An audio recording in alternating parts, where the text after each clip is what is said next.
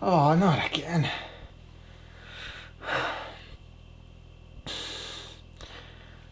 Oh, if you're gonna take over my body, at least treat it a little fucking better.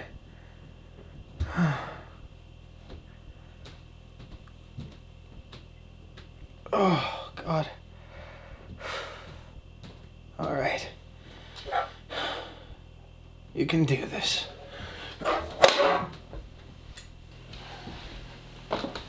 Yeah. I get it, asshole. Now, where are my... I'll take these. Let's see what we're working with. A rot? I don't have much to say about it. Ghost wire? I mean, maybe. But, just doesn't feel right. I don't know. Fear, maybe? Feels a bit overdone. I mean, everybody's made a fear video by now. Well, this is something new. Yeah, this'll do fine.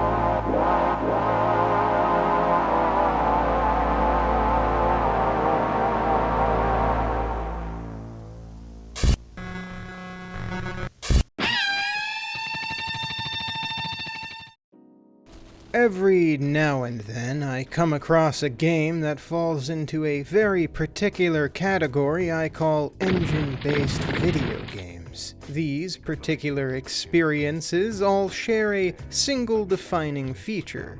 The only reason they exist is to show off a studio's in-house engine to the general public, and to prospective buyers. Think Crysis and the Cry engine, or Half-Life and the Source engine. These are some of the bigger ones, at least. The ones that have at least gone on to be remembered and are generally at least recognizable by most people these days. Engines that actually go on to more or less be the backbone of an entire company. However, for every success story, there are far more failures that were forgotten about almost as soon as they came into the public eye. Darkest of Days was one of these games, which is something I mentioned in that video. Please watch it, I promise it's still good. Something I mentioned in it is that the studio went on to focus entirely on their 3D modeling engine after the failure of the game, which was designed to show off a new potential game engine using a lot of the same tech. Hydrophobia is another one of these. A game specifically designed to show off the fittingly named Hydro engine, a water-focused engine with dynamic fluid physics and the ability to interface with existing physic engines of the day. The engine was created by Dark Energy Digital, an offshoot of Blade Interactive, a fairly small-time developer that mostly worked on snooker and pool games before this title. I'm not actually sure what became of them. The trail kind of runs cold when Hydrophobia launched, so it might have been a situation where the parent company died right alongside Dark Energy Digital. Most articles I found have sort of just referred to them as a single entity, so really, who the hell knows? My research can only get me so far with old companies like this. Perhaps one of the most fascinating things about this game is its history, something I think is vital to know going in. Hydrophobia, in its intended release, was meant to be Part 1 in a trilogy of games. Initially, what was Part 1 was released on September 29th, 2010 on the Xbox Live Marketplace under the Xbox Live Arcade branding, and eventually made its way into the PlayStation Store sometime after. Its original release was, well, frankly, it was unfinished and kind of a hot mess. Pretty much every aspect of the game was criticized at first. The camera and gunplay were significantly more clunky. The level design was too similar. It kinda just ended in a random anticlimactic moment with a cut to black, and the water wasn't even goddamn watery enough, according to the reviews of the time. It ended up getting such scathing reviews about its stiff gameplay and lackluster story that the developers created 2 major content drops which more or less entirely reworked the game into what it ended life as, Hydrophobia Prophecy, the version I played for this video. These content drops added new levels, revamped gameplay and pacing, and an entirely new ending that at least tries to wrap things up instead of just cutting to black as a room fills with water.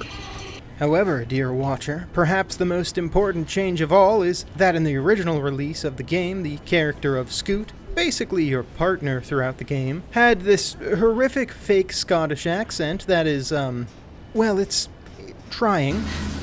Yates is dead! What? The monitors! There's some kind of sick message! What message? Kate, what's happening? Talk to me! Kate!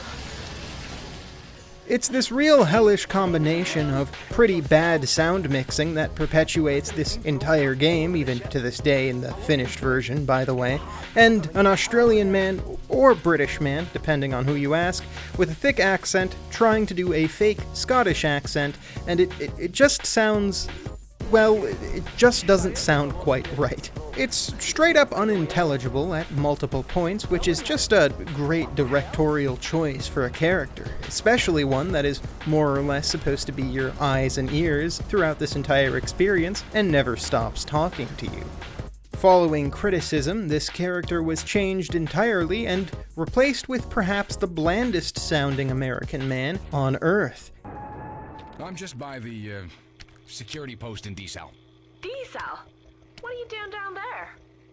I'm working so that you can have the night off. In addition to having his appearance changed from this larger, husky fella to what became known as New Scoot. Just a dude-ass dude with so little defining features, I can already feel his image fading from my mind. Needless to say, the final state of this game is much different from its original release, but you can't even buy the original version anymore anyway, and finding footage is a bitch and a half, so whatever, really. Just thought that this context might be important, as I will mainly, from this point forward, be talking about the final state the game remains in now, not the original release. So, with all that background out of the way, it's time we finally start to dig into the meat of all this.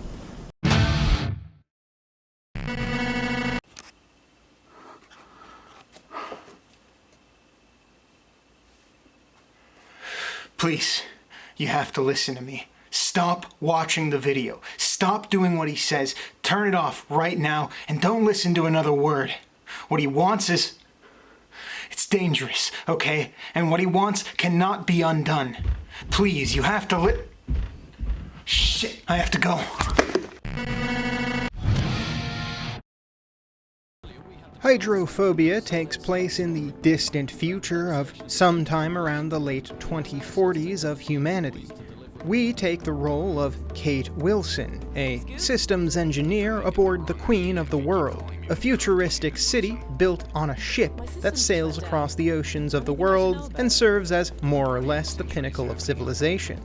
However, while we don't get much world building as this is the first chapter of a larger planned story, we do get hints at some things like overpopulation and hunger having become significant threats to the outside world. We see countless posters and TV ads showcasing something called nanocell technology, which is said to make even unsalvageable farmland farmable once again to help combat this situation.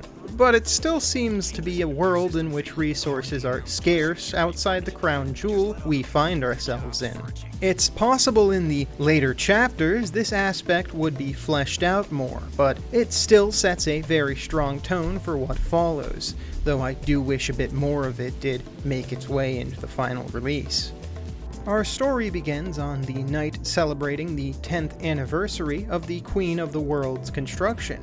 While everybody else is out and about enjoying the night, we are staying inside watching the news and simply taking it easy until the connection suddenly goes dark. We go to check out the issue and get scolded by our boss, Scoot, who will be accompanying us for the rest of this journey. On our way to investigate the issue, we are interrupted as explosions suddenly erupt around the facility and leave us stranded as water begins to pour into the lower levels. From here on, the game really begins, as our first order of business is to acquire a hacking module we'll need to give ourselves remote access back into the systems within the ship. Hey! Once we acquire this, we gain the ability to hack consoles and doors going forward, and it introduces the first of a few different types of puzzles we'll be encountering along our journey. Because, surprise, while this game is a third-person shooter, it's a game that is also chock full of physics-based puzzles and platforming which greatly overshadow the gunplay, in my opinion. But we'll get into that shortly. With our new special hacking MacGuffin, we can now make our ways upwards through the ship's decks in the hopes to escape, running into the ship's main security officer along the way trapped inside a room we have to free him from. A deed that is rewarded by him being a complete dick and then leaving the room and the game completely. From here, we once again continue to try and head onwards and upwards, only to be interrupted by a live Twitch stream of a public execution by our would-be villain of the game, Mila Crass, as she reveals that the group that's invading the ship is called the Neo-Malthusians, an extremist terrorist cell that believes the answer to overpopulation and rapidly diminishing resources is to commit mass genocide of a percent of the population to offset things. However, we aren't soldiers, we're basically just glorified IT, so our goal is to leave the ship as soon as possible. All this other shit really isn't part of any of our business, you know, far above our pay grade. We try to escape using a nearby elevator, but to nobody's surprise, it's locked. Because, of course it is. Nothing could ever be that simple. After some more swimming through rapidly filling corridors, crawling through vents with Resident Evil laser traps, and shooting our way through some particularly wet rooms of enemies, we eventually find ourselves in the fuel storage room on the way to a loading bay that houses our ticket off this ship.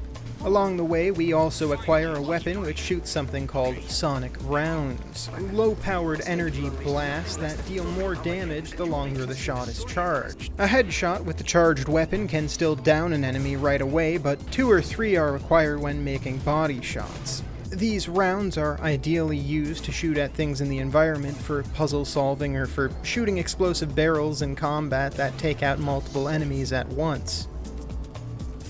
There are also, as we find out a bit later, a few different types of ammunition, but we'll get into those when they come up. For now, we just find some semi-auto rounds, which more or less just work like a normal pistol in any game, but just without any of the fun things you might expect, like good feedback or a weighty gunshot effect.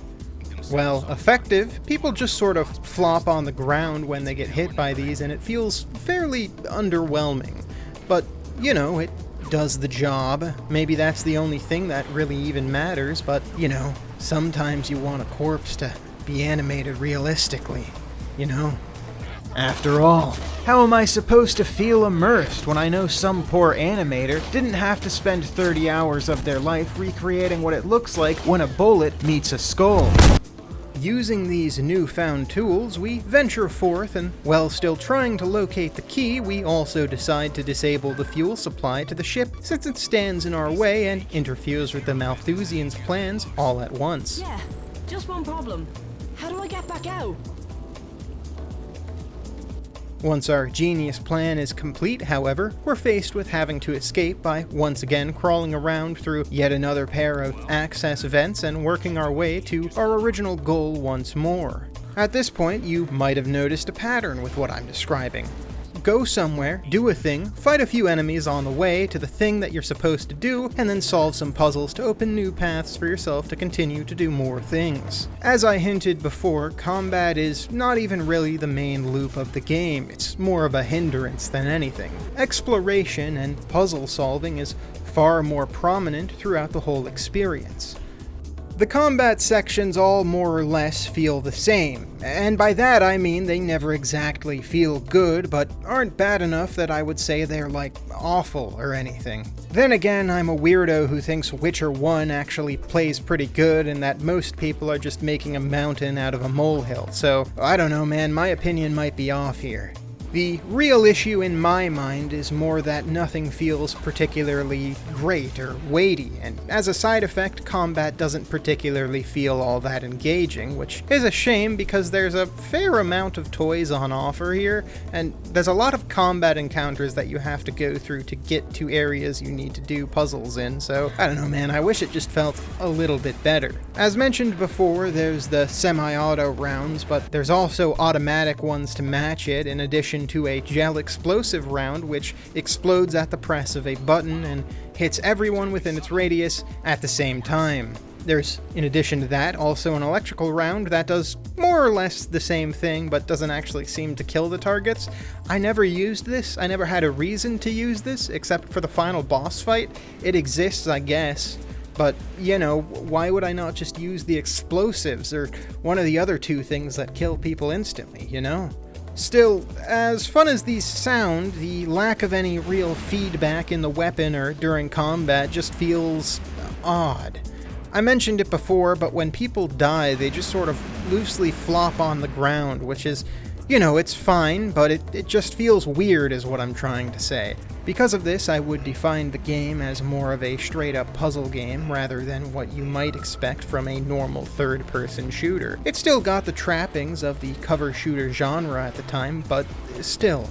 I guess I find a certain charm in the moments between those big combat encounters, and that's the thing that really hooked me, not the combat at any point. Crawling around vents, climbing up railings, swimming your way through tight corridors, all that stuff I think overall holds a lot more of my attention in the long run, and for most people playing this game today, I think that's probably going to be the main draw. It's like an Uncharted game or something, but a lot more wet and a lot less good feeling. Truth be told, the reason I made this digression here is, overall, there's not much going on in Act 2 up until the end. It's pretty much just entirely comprised of combat rooms, puzzle arenas, water-filled rooms, and very little story to hold it all together since we're really just trying to search for a way to the next major area through this entire chapter. Essentially, we spend our time looking for that key to escape in the elevator, and throughout the whole experience, Kate slowly begins to go from simply wanting to escape to wanting to stop the attacking terrorists, despite the risk of her own well-being, after discovering that the Malthusians plan to turn Nanocell into a bioweapon capable of killing any human life it comes into contact with. With everybody else already dead or escaping, it falls to us to save the day and prevent that from happening.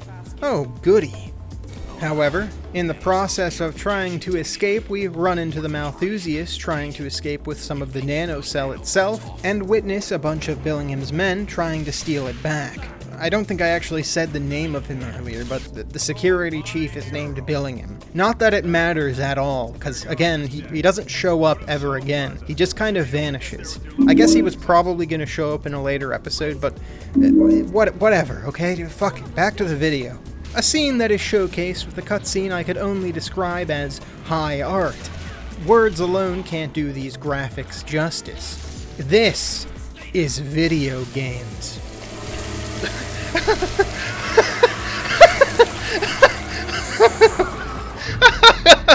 What the fuck is this?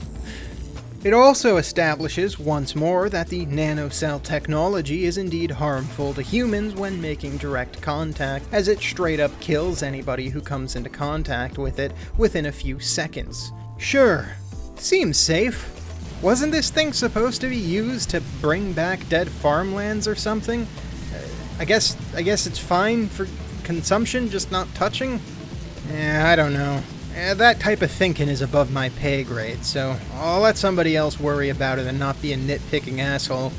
Seeing as the trained security guards suck at their job, we once again have to do it for them, and in the process of trying to stop the Malthusians, we end up finding ourselves in quite the pickle, and end up getting ourselves infected. As a cool, glowy arm tattoo begins to form on our main character, she yells in pain and the screen fades to black, meaning it is now finally time for the final act. What's happening?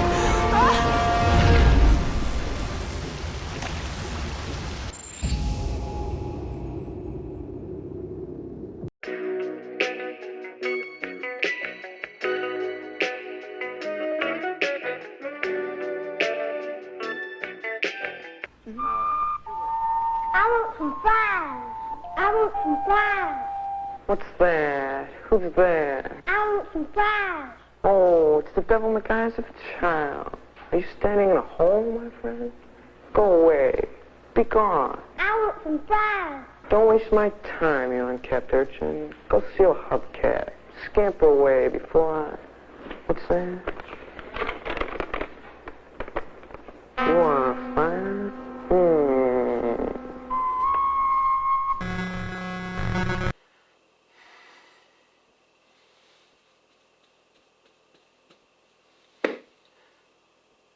I don't think I was clear enough. I asked you for 2,000 subs. A pretty easy ask, if you ask me. And yet here we are, still swimming in the little fish pool. 1,000 just ain't enough, folks. I need more. And I need them soon. So, come on. My videos are pretty good, I like to think. I put a lot of time and effort into them. Or, well, at least the other guy does. But, come on, folks. Send them to your friends, your family. You probably have a distant relative, a grandma, a grandpa, maybe even the family dog. I don't really care, as long as it's a set of eyes on the screen. So, come on. Hurry it up, would you? I don't have time to wait around. The clock's ticking.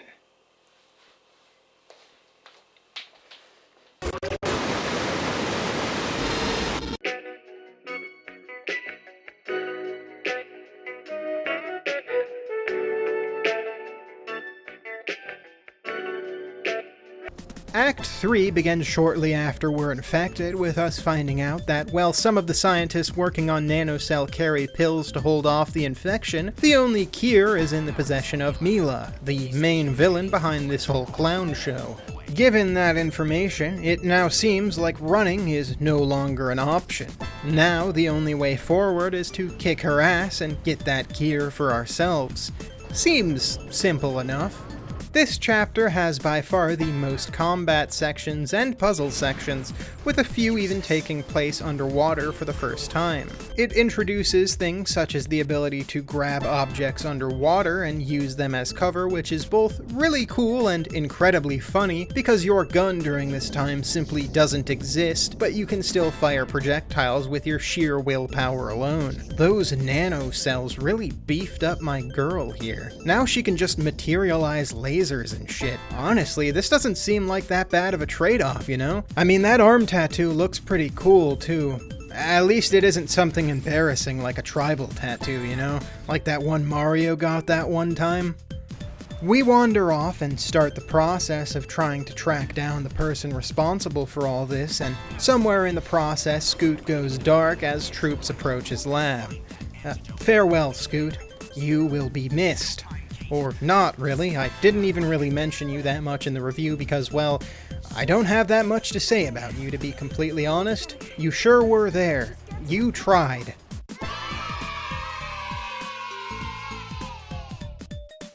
It's the first time the game more or less leaves you without any guidance, as Scoot is more or less with you for most of the game otherwise, giving you hints or just telling you how to solve things flat out. Not that the game doesn't do that anyway. I mean, it's a pretty fairly railroaded experience, but it just does a good job of feeling like it's not. The visage only lasts until you try and peek behind the curtain and interact with it on a deeper level, but it's a fairly neat picture that it's trying to paint if you can buy into it. It's sort of like a cardboard cutout of a town you'd see in something like Blazing Saddles. There's not much actually behind it, and you can probably fairly easily break it, but, you know, it's nice while it lasts. Without Scoot there, you really have time to take things in and focus on the game. To take in the cool interiors, the pretty rad designs all around, and the incredibly moist hallways. Whatever reviewers once may have said, this game is now definitely watery enough for me. Is this thing the prettiest video game? No. I mean, just look at it. Everything's got those PS3-ass textures. But, I don't know, you know, it's got that weird charm to it. I can't help but like this thing. It's like the very definition of an engine-based video game, you know? Just look at this cozy-ass apartment you start in, this bustling, crowded marketplace, these claustrophobic metal rooms, and these wet-ass hallways. This game is just refreshing to look at, especially because I ended up playing it during one of the worst heat waves in Californian history. It's easy to rush past most of this and never really take it in, but there's a lot of cool little details put into these environments if you stop and look at them. It's very obvious that they were swinging for the fences with not a lot of money, and while many people might not have noticed it at the time, at least some creep on the internet did 12 years later. Anyway, the third act is where things really start to finally all line up, I think. It's the point where the game really shines and shows a lot of its possible potential. Everything we've learned until now is finally put to use. Using the environment around us to deal damage, learning how to handle the underwater controls and shooting mechanics, even elements of past puzzles being used again all come up during this entire section. The whole game has more or less been leading up to this, and while it's happening, I think it's genuinely pretty fun. With hard mode, it also becomes this really fun cat and mouse game of trying to hide and take people out from the water while using your swimming ability to your advantage. This is also the time where you have every possible ammo type, and you get to use all of them to their full potential, as they're fairly plentiful in these final stages, which is a real nice change of pace. You make your way through the next few rooms, which are either filled with water, enemies, or both, and try to work your way through them with your heart still beating. A feat that actually proved to be a little bit of a challenge, especially on hard mode, just because how hard it is to keep track of everything from all directions at all times. Especially because the enemies can swim alongside you, so they'll just kinda sneak up behind you and blast a cap in your ass when you're not looking. This is like the only section in this entire game I really struggled with. Not even the final boss fight was as hard as this for some reason. After clearing these rooms of enemies and solving a few puzzles blocking our way, we finally make it back to that main elevator and head upwards towards Mila. Watching some guy? Officer Bailey? Did we meet an Officer Bailey? Hang on, let me look at this. Doesn't seem familiar.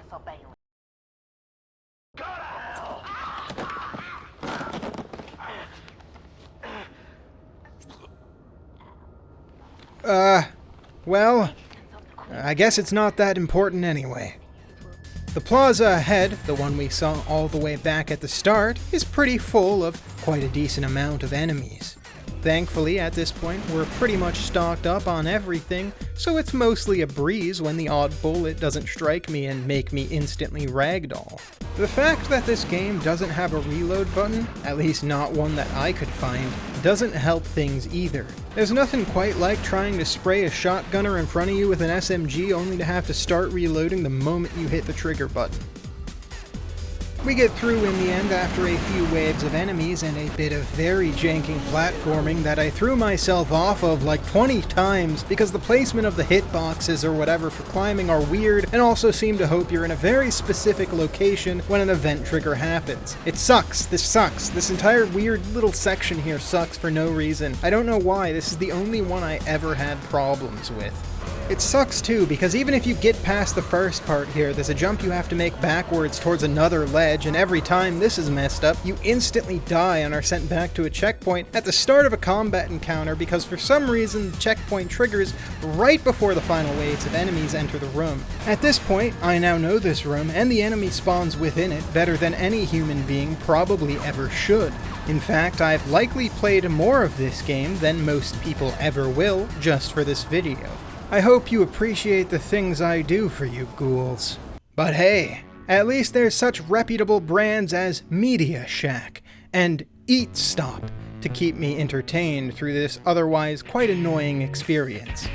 Pictures of both you can find, by the way, on my new Twitter account @VideoGameBrands, a collection of video game brands that I run across both in games or have submitted to me by viewers like you. You should definitely follow that, I promise. I'll only post the good stuff, none of the bad stuff. I swear it. While you're at it, make sure you also follow my cat's Twitter account too. He's a very good boy. Anyway, sorry for shilling, but you know, gotta do what you gotta do. We continue pushing forward until we see Mila boarding an elevator in front of us and leaving behind a room full of dudes for us to shoot through and a key we'll need to find to follow her. At this point, I've gotten pretty good at cleaning up these clowns, so it isn't that much of a challenge at all. Though at the end of the encounter, a large wave of water starts heading in our direction as we suddenly have a bout of our nanocell infection acting up. This is Far Cry 2 all over again. This is where we get our final skill, the ability to directly manipulate water to pick up and throw items due to our new cool glowy arm thing. Wasn't nanocells supposed to be used to salvage farmlands or something? Anyway, it's a handy ability. It also looks pretty cool and it's pretty fun to play with in addition to the other tools at hand. We end up getting fairly familiar with it as the next few rooms have some puzzles and enemies for us to practice with before we reach the final boss fight of the game. Unfortunately, it's certainly trying, I think. Look, for some reason around the 2010s, pretty much every boss fight in a Western video game became terrible for whatever reason, especially in shooter games.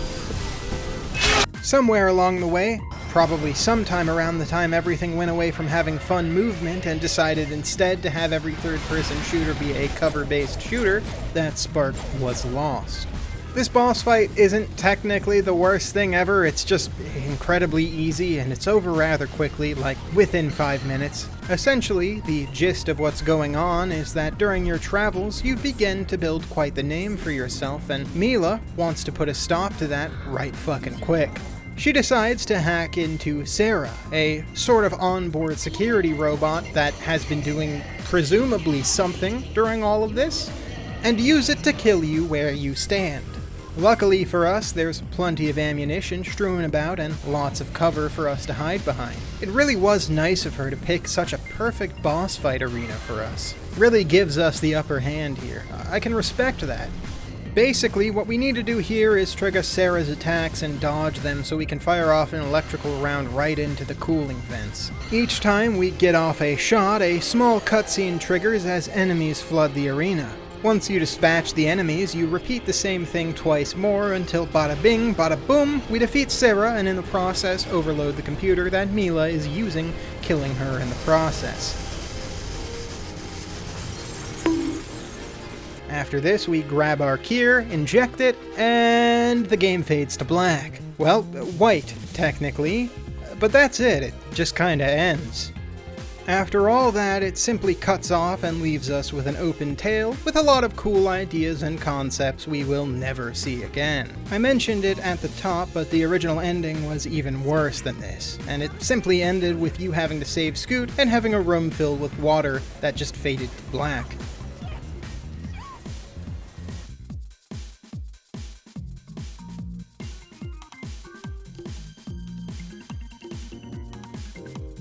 Still, it's not exactly great, but it does at least improve over that, so ever so slightly I'd say it's a better situation. It's very clear though that in both cases, the development studio behind this game was betting on a sequel, one that would sadly never come. We never find out what happened to Scoot or Billingham, but I assume One Piece rules apply in all media, and as such, unless I literally see the man's corpse on the floor, bleeding out, he's probably alive somewhere in the background getting up to all sorts of hijinks and things.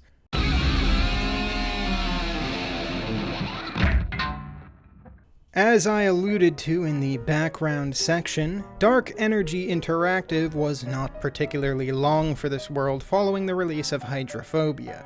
The last two remaining titles they released being a revamped version of this called Hydrophobia Prophecy that I mentioned near the start of the video, and WSC Real 11 World Snooker Championship, a final swan song for the snooker development studio to go out on before fading away into obscurity forever. The development studio shuttered about a year or two after its release, and the creators each scattered into every direction imaginable. For whatever reason, a decent chunk of this particular crew ended up working on some of the LEGO games for a period of time, but even more common than that was seeing members of the crew completely drop off the face of the earth following the release and failure of Hydrophobia. This game now lives on in the realm of weirdos like me online who make videos about games a handful of people actually care about. At most, you might mention it to somebody and they'll go, "Oh, you mean the water game?" But I think most people forgot about this game shortly after it launched on the marketplace. It wasn't exactly the cultural hit that they might have been banking on at the time, and the pushback from critics definitely didn't help it. In the end, despite the love and best effort of the team poured into the project, it would amount to nothing more than a drop in the ocean that was the Xbox game marketplace at the time. But perhaps now that I made this, that can finally change to some degree. Now you can be that annoying friend that knows everything about this hit cult classic and pretend you've both always known and cared about a title that if anybody actually bought on launch, it might have gotten some form of actual follow-up.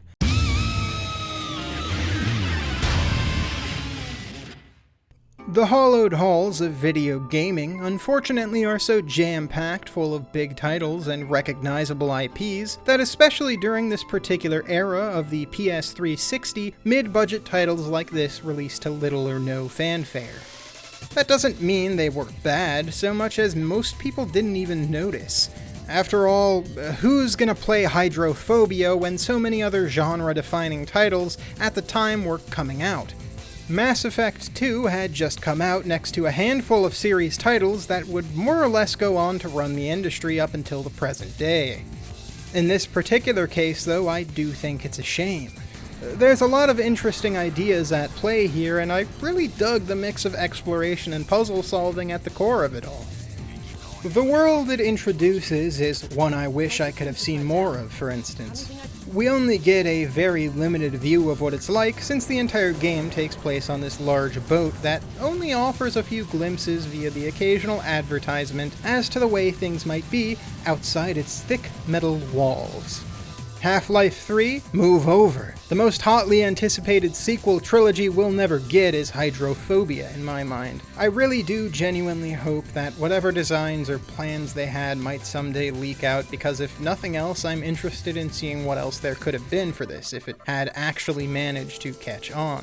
I'd also love to hear from any of the development team behind it, just to hear what the hell was going on in the studio while making this thing. I don't know, that kind of thing always interests me, you know? There's not much documentation or even interviews about this particular title since, more or less, nobody really cared in the mass media. It wasn't a huge IP at the time, and it wasn't a particularly well-marketed experience.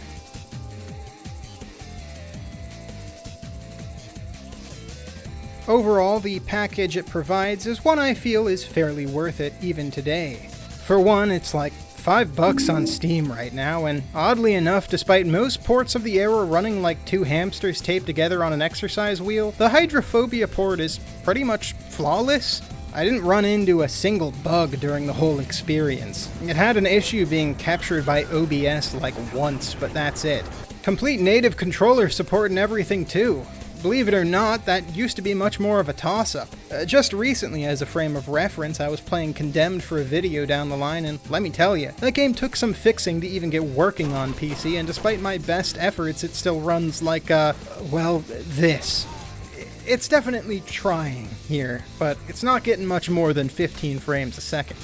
Between a fairly quick and replayable story with a bunch of fun little set pieces and a cool little combat room challenge, it isn't a bad price in 2022 as long as you know what you're getting into, is what I'm saying. If you've ever been curious about the game or just want to have something to play that's low stake and you can blast through in a single day, then I'd recommend Hydrophobia for you. If you want something with a bunch of deep lore and lots of gameplays and unique possibilities, then, I don't know, go play Gloomwood or something. On the grand gamer scale of good video games that the corporate overlords have insisted I use, it gets a 6 out of 13. There's a lot of interesting things at work here, and had the series actually continued to exist for those 3 games originally planned for it, I think it would have probably at least been fondly remembered by weirdos like me. Unfortunately, given the fact it simply cuts off and doesn't have a conclusion to multiple storylines, it's hard to exactly say that everybody should play it, but I think it makes a fun oddity for those looking for something fresh. There's a bunch of themes and elements that you can tell were probably going to be expanded on in later games. For one, it seems heavily implied that Kate either almost drowned as a child or had a family member that did drown. We hear the occasional sound of a child when underwater for long periods of time as a fairly constant reminder. Too bad we never find out what that's about. There's also not really a ton of hydrophobia in a game titled Hydrophobia, but hey, you know, beggars can't be choosers. The engine and the game itself is genuinely beautiful in action. It still holds up fairly well, and while some clunky points do exist, it still looks fairly impressive. Some of these set pieces, I think, are really cool even today, and with the water physics at play, there are moments like a room rapidly filling with water or a wave rushing towards you that still feel really impressive, honestly. Despite whatever issues it might have. I tell you, Kate, all this excitement is quite draining. Quite draining. Quite draining. Quite draining. Quite draining. The water is indeed watery enough, despite the harsh reviews at the time, indicating otherwise. This game is as wet as the video game wet should have been. At the end of the day, the franchise may have died pretty much the moment it hit stores, but it still lives on with me. Eat your heart out, Hydrophobia.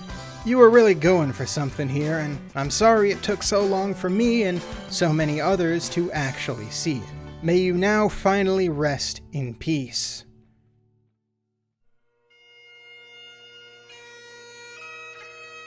Oh, Hydrophobia. You lived, you laughed, and you loved. And now you will go on to the great used video game store in the sky. So long, sweet prince. May we one day meet again in Valhalla.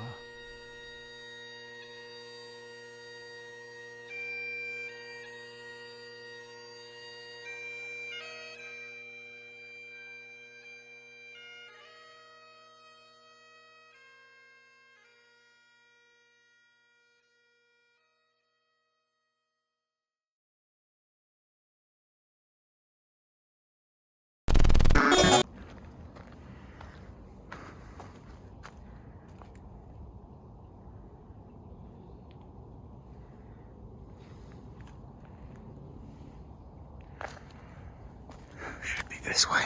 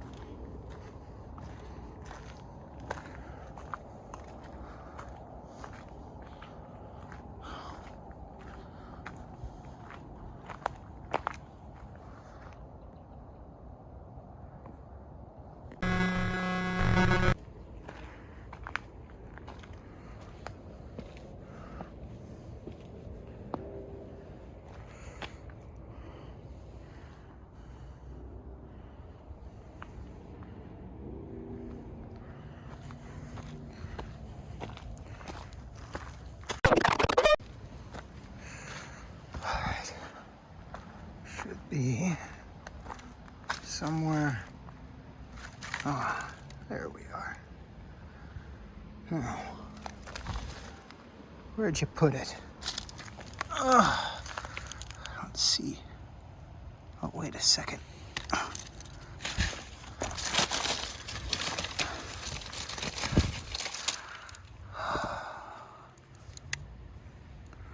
Oh, yeah.